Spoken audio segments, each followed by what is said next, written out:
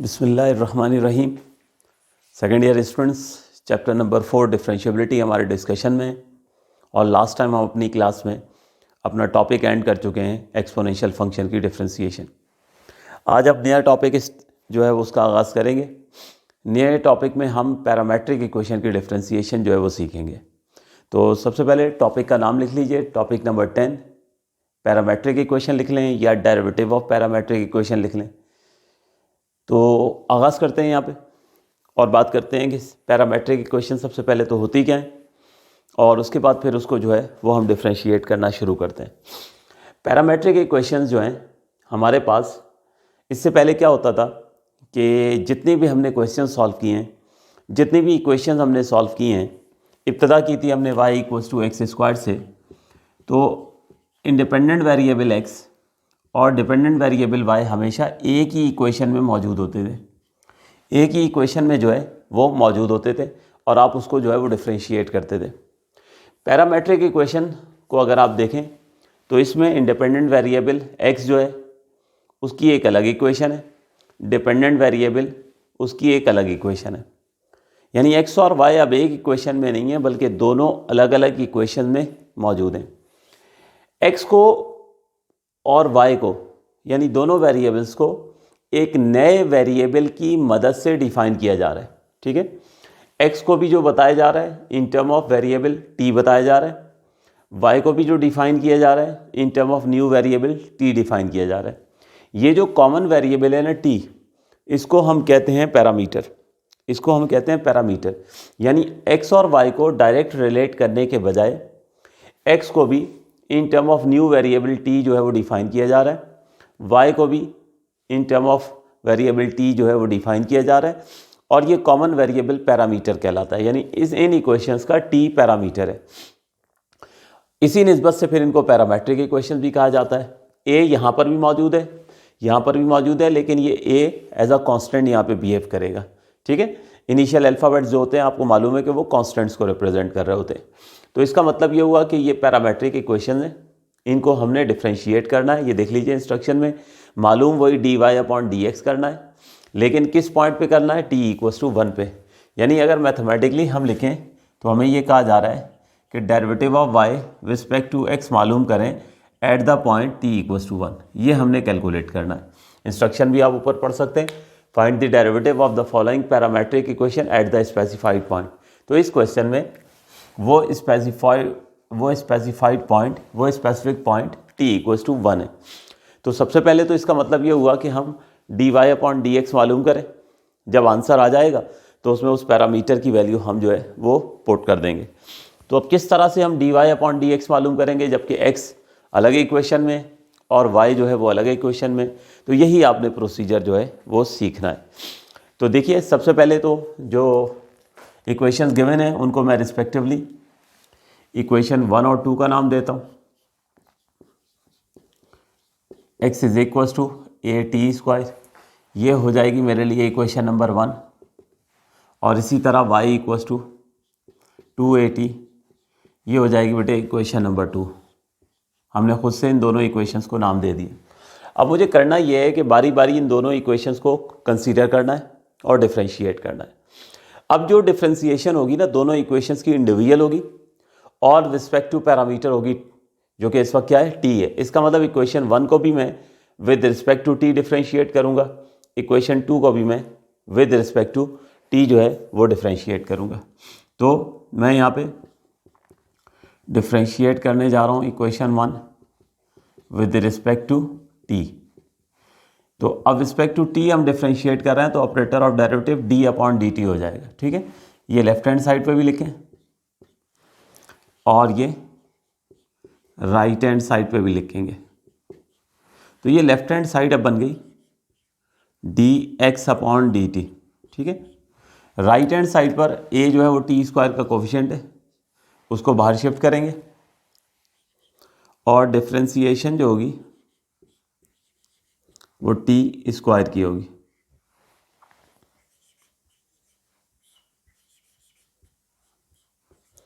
तो अब t² को आपने डिफरेंशिएट करना है और चूँकि रिस्पेक्ट टू t करना है तो सिंपल वही हमेशा की तरह जो हम पावर रूल सीखते आए हैं वो पावर रूल इस्तेमाल करेंगे। तो पावर रूल अगर इस्तेमाल करें तो सबसे पहले पावर, फिर वन लेस इन पावर और डेरिवेटिव विदाउट पावर। ठीक है, सिंपल था केस, मैं डायरेक्ट भी जो है वो 2t लिख सकता था, लेकिन बाद स्टूडेंट कंफ्यूज होते हैं, इसलिए मैंने यहाँ पे स्टेप्स कर दिए।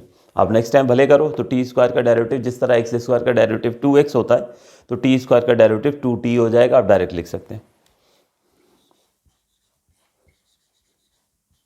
तो ये a आया, इस कर्ली ब्रैकेट की सिंप्लीफिकेशन करें तो 2t हो गया। अब ये देखें t का डेरिवेटिव रिस्पेक्ट टू t 1 हो जाएगा ना, क्योंकि जब भी हम किसी भी वेरिएबल को डिफ्रेंशिएट करते हैं विद द सेम वेरिएबल तो 1 हो जाता है। तो 2t इंटू 1 2t हो गया, उस 2t को a से मल्टीप्लाई करते हैं तो this will be equals to 2 times of at। ठीक है, या 2at आप कहते हैं इसको।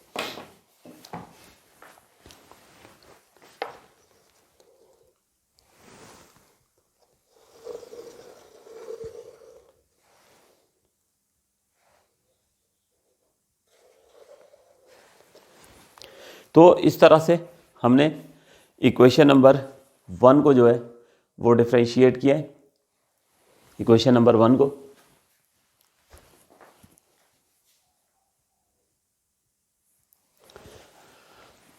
अब हम बल्कि ऐसे लिख देते हैं dx upon dt equals to 2at। अब एक काम और करेंगे, ये जो dx अपॉन dt आया ना इसका मैं रेसिप्रोकल कर दूंगा। क्यों कर दूंगा वो थोड़ा सा आगे जाके मैं आपको एक्सप्लेन करता हूँ।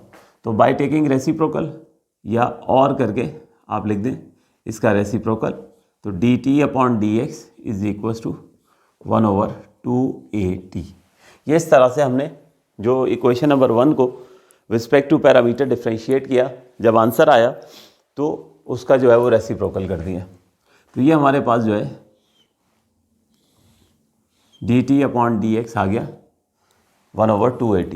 यही बताता जाऊँ कि रेसिप्रोकल क्यों किया है। तो देखिए हमें क्या मालूम करना है, dy अपॉन dx। तो dx को क्या होना चाहिए, डिनोमिनेटर में होना चाहिए।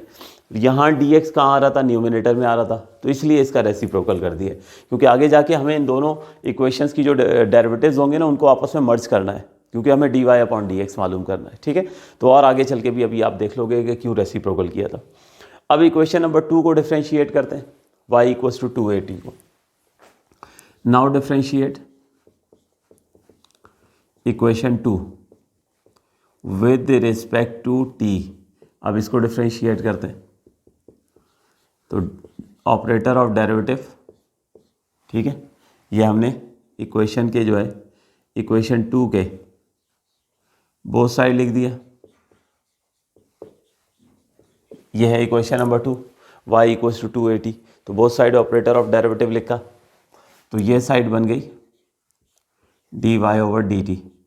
यहाँ पर 2 और a एज अ कोफिशिएंट बाहर आ गए और डिफ्रेंसिएशन होनी है t की, और चूँकि डिफ्रेंसिएशन t की रिस्पेक्ट टू t होगी तो ये 1 होने जा रहा है।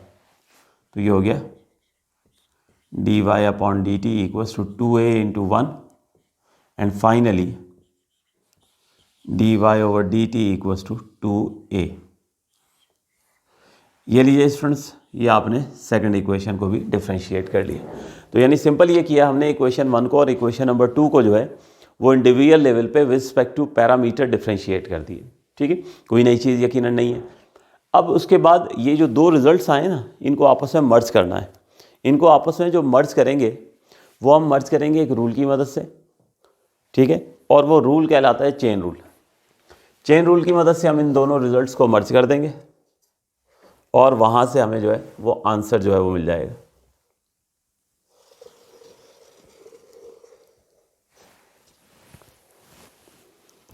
इन दोनों रिजल्ट्स को हमने अब मर्ज करना है, तो हम यूज़ करेंगे चेन रूल।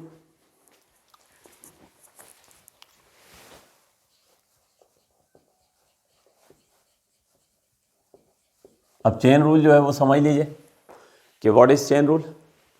देखिए हमें मालूम करना था dy अपॉन dx, तो अकॉर्डिंग टू चेन रूल ये हो जाता है dy/dt into dt over dx। This rule is called chain rule. आप खुद देखिए ना, dt से dt कैंसिल हो रहा है और क्या बन रहा है dy अपॉन dx। ठीक है, तो इस चेन रूल से अब आप क्या करोगे, दोनों रिजल्ट्स जो है वो मर्ज कर दोगे। तो सबसे पहले आप देखो D Y upon D T, तो ये रही value D Y upon D T की, वो हमारे पास है 2a के बराबर। D T upon D X, तो D T upon D X ये रहा 1/2at। अब आपको समझ आ गई होगी कि यहाँ पे रेसिप्रोकल क्यों किया था, ठीक है। तो D T upon D x की वैल्यू है 1/2at। अब आप देख सकते हो यहाँ पे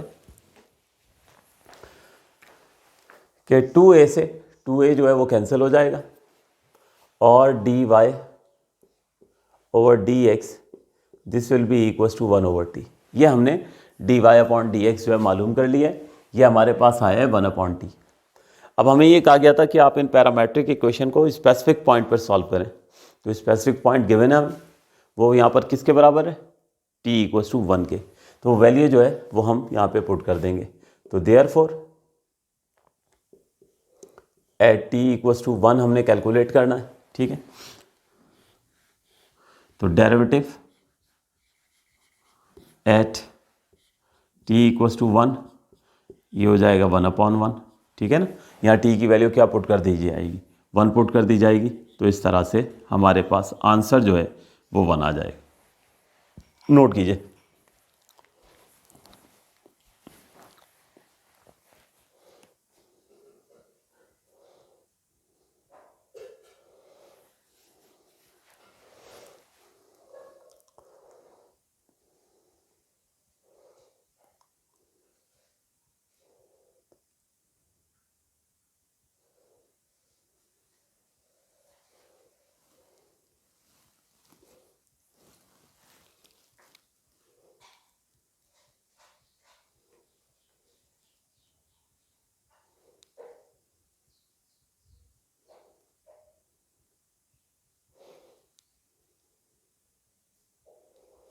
जी, तो होप सो आप लोग नोट कर चुके होंगे। Question number 64।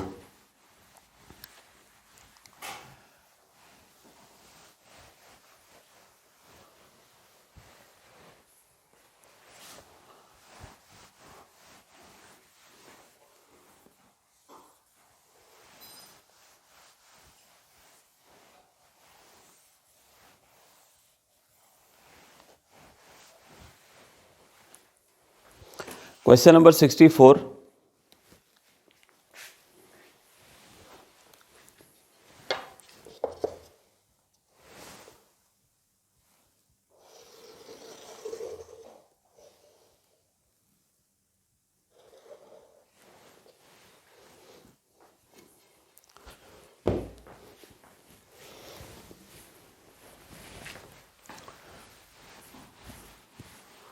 क्वेश्चन नंबर 64 में एक थोड़ा सा फ़र्क है, वो ज़रा पहले समझिएगा, फिर उसके बाद जो है इसको नोट कीजिएगा।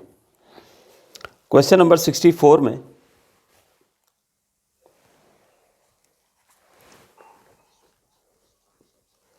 फर्स्ट इक्वेशन गिवन है x is equal to cos of t। Second equation है y equal to sine t, और वो स्पेसिफाइड पॉइंट जहाँ पर हमें डेरिवेटिव मालूम करना है वो है -1/2 √3/2, -1/2 √3/2। देखिए पिछले क्वेश्चन का और इस क्वेश्चन का जो फ़र्क है वो सुनिए। पिछले क्वेश्चन में डायरेक्ट आपको पैरामीटर की वैल्यू दे दी गई थी कि आप जो है वो डिफरेंशिएट करें at the point t equal to 1। यहाँ आपको पैरामीटर की वैल्यू नहीं गिवन है, और पैरामेट्रिक इक्वेशन की वैल्यू अगर हम पैरामेट्रिक की डिफरेंशिएशन अगर हम किसी स्पेसिफिक पॉइंट पर निकालना चाहते हैं तो पैरामीटर की वैल्यू होनी चाहिए। यहाँ पर हमें आप देखें ऑर्डर्ड पेयर दे दिया है, और ऑर्डर्ड पेयर का मतलब ये हुआ कि ये x और y की वैल्यू है। इसका मतलब ये हुआ कि इस क्वेश्चन में एडिशनली स्टूडेंट्स आपको ये काम करना पड़ेगा कि पहले आपको पैरामीटर की वैल्यू निकालनी पड़ेगी। जब आप पैरामीटर की वैल्यू निकाल लेंगे, ठीक है, इस पॉइंट की मदद से, इन इक्वेशंस की मदद से, तो फिर आप उसी तरह से जो है इक्वेशन 1 को भी पैरामीटर t है रिस्पेक्ट टू t डिफ्रेंशिएट करेंगे, इक्वेशन 2 को भी आप respect to parameter t differentiate करेंगे, और उसको आप चेन रूल में जो है वो मर्ज करके आप आंसर जो है वो डिटरमाइन करेंगे, ठीक है। तो शुरू करते हैं तो बात बेहतर अंदाज में जो है वो समझ में आ जाएगी। तो वहाँ डायरेक्ट पैरामीटर की वैल्यू गिवन थी पिछले क्वेश्चन में कि t इक्वल्स टू 1 पर आप डिफ्रेंशिएट करें पैरामीट्रिक इक्वेशन को, जबकि यहाँ पॉइंट गिवन है, ऑर्डर पेयर गिवन है, ठीक है। यानी पहली वैल्यू एब्सिसा की है, दूसरी ऑर्डिनेट की है, यानी फर्स्ट x और दूसरी y है। तो देखिए पहले मैं किस तरह से पैरामीटर की वैल्यू निकालता हूँ। तो सबसे पहले x is equals to cos t, इसको तो हम नाम दे देते हैं इक्वेशन नंबर 1 का। फिर y equals to sine t, इसको मैं नाम दे देता हूँ इक्वेशन नंबर 2 का। दो इक्वेशन हो गई हैं। अब पहली वर्किंग होगी पैरामीटर जो है वो फाइंड आउट करने की, फिर उसके बाद दोनों को इंडिविजुअल लेवल पे रिस्पेक्ट टू टी, क्योंकि टी पैरामीटर है, ठीक है ना। एक्स को भी in term of T define किया जा रहा है, वाई को भी in term of T define किया जा रहा है, तो टी पैरामीटर कहलाएगा इस क्वेश्चन में। तो हम रिस्पेक्ट टू टी बाद में फिर डिफ्रेंशिएट करेंगे, पहले पैरामीटर की वैल्यू निकालते हैं। मैं करूँगा ये कि डिवाइड कर दूंगा इक्वेशन 2 को 1 से, इक्वेशन 2 को 1 से डिवाइड कर दूंगा। तो लेफ्ट हैंड साइड क्या हो जाएगी, 2 को 1 से डिवाइड कर रहे हैं तो y अपॉन एक्स हो जाएगा। इधर साइन जो है वो कॉस से डिवाइड हो जाएगा, तो sine t over cos t बन जाएगा। तो ये जो साइन ओवर कॉस है ये बन जाएगा tangent t equals to y upon x, ठीक है। अब x और y की वैल्यू तो गिवन है ना, आपको कहा गया था कि इस पॉइंट पे आपने डिफ्रेंशिएट करना है। तो x की वैल्यू क्या है -हाफ, y की वैल्यू क्या है √3/2। तो put x equals to -half and y equals to √3/2। तो टेंजेंट t जो है y की वैल्यू आई √3/2।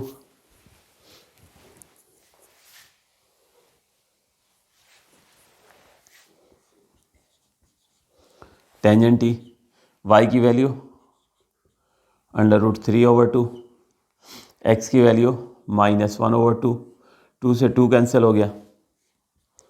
टेंजेंट t इक्वल्स टू -√3 हो गया। t इक्वल्स टू हमारे पास जो है टेंजेंट इनवर्स -√3, ठीक है। तो यहाँ से हम जो है वो t की वैल्यू जो है वो निकाल लेंगे, ठीक है। तो ये हमारे पास यहाँ पर सबसे पहले हमें क्या करना पड़ा कि पैरामीटर की वैल्यू जो है वो निकालनी पड़ी। पैरामीटर की वैल्यू पहले जो है वो हमें निकालनी पड़ेगी। इसके बाद अब इक्वेशन नंबर 1 और इक्वेशन नंबर 2 जो है इसको हम जो है वो डिफ्रेंशिएट करेंगे। इक्वेशन नंबर 1 और इक्वेशन नंबर 2 को डिफ्रेंशिएट करेंगे।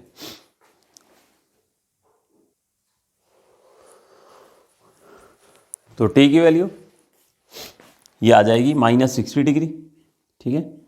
इसे हम -π/3 लिख लें या -60 लिख लें, जब भी ठीक है।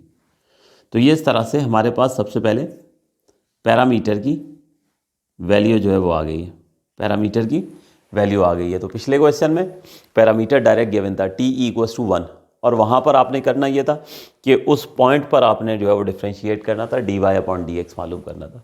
तो यहाँ ये प्रोसीजर जो है अच्छे से समझ लीजिएगा। इस क्वेश्चन में यानी एक काम इजाफी करना पड़ा कि हमें जो है वो स्पेसिफाइड पॉइंट ऑर्डर पेयर की शक्ल में गिवन था, ठीक है। एग्जैक्ट पैरामीटर की वैल्यू नहीं गिवन थी, तो हमें वो पहले पैरामीटर की वैल्यू निकालनी पड़ी। अब तो काम मुश्किल है ही नहीं।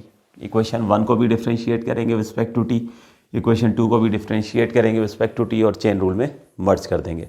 तो करते हैं।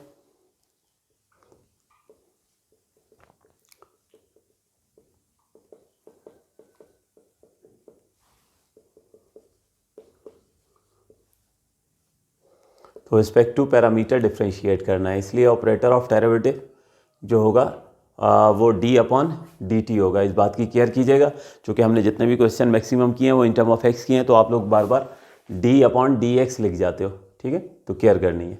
तो dx/dt will be equals to -sin t। cos t का डेरिवेटिव चाहिए था, ठीक है, तो -sin t हो जाएगा। एंगल को डिफ्रेंशिएट करना चाहिए रूल के मुताबिक, लेकिन चूंकि इसका डेरिवेटिव 1 हो जाना है, सिंपलेस्ट केस है, इसलिए हम इग्नोर कर रहे हैं। तो ये dx/dt की वैल्यू मिल चुकी है, ठीक है। तो और करके यहीं इसका रेसिप्रोकल कर लें, क्योंकि फिर हमें चेन रूल में जो है वैल्यू पुट करनी होती है। तो dt/dx चाहिए होता है। क्यों चाहिए होता है? क्योंकि हमें मालूम ही dy/dx करना है, तो dx को डिनोमिनेटर में होना चाहिए। हम इसी स्टेज पे ही रेसिप्रोकल जो है वो कर देते हैं।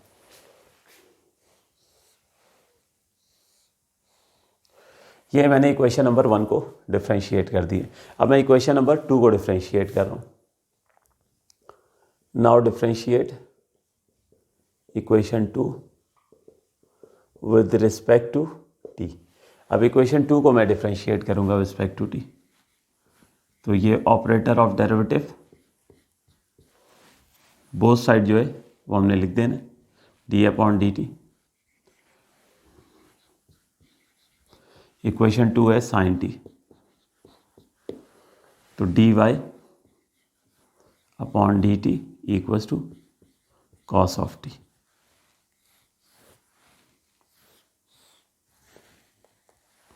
क्लियर हो गया? तो ये मैंने इक्वेशन 1 को भी डिफ्रेंशिएट कर दिया और इक्वेशन 2 को भी जो है वो मैंने डिफ्रेंशिएट कर दिया। बस चेन रूल से हमने इनको आपस में जो है वो मर्ज कर देना है और हमें जो है वो आंसर जो है वो मिल जाएगा। तो now using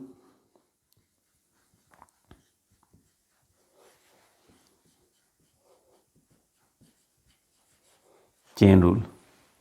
Now what is chain rule?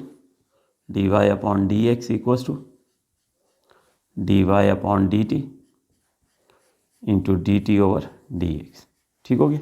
तो अब इसमें वैल्यूज़ जो है वो पुट कर देते हैं।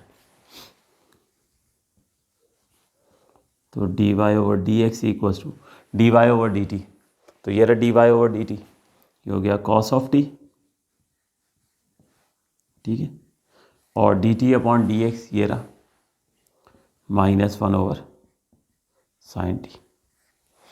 तो इन द नेक्स्ट स्टेप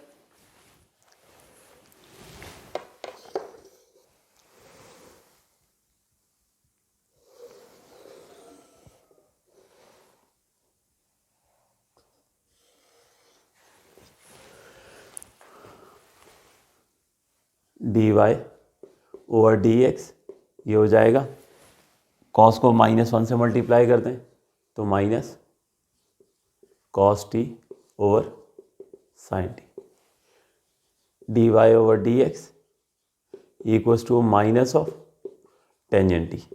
ये हमारे पास जो है ये फाइनली डेरिवेटिव जो है वो आ चुका है पैरामेट्रिक इक्वेशन का। अब चूँकि स्पेसिफिक पॉइंट पर जो है वो हमें डिटरमाइन करना है, तो वो स्पेसिफिक पॉइंट हमें जो है वो क्या गिवन है, वो हमें एक्स वाई गिवन था। उसकी मदद से ये देखिए हम पैरामीटर जो है वो निकाल चुके थे, वो क्या था -π/3। तो बस अब -π/3 जो है वो हम पुट करेंगे, तो देयरफॉर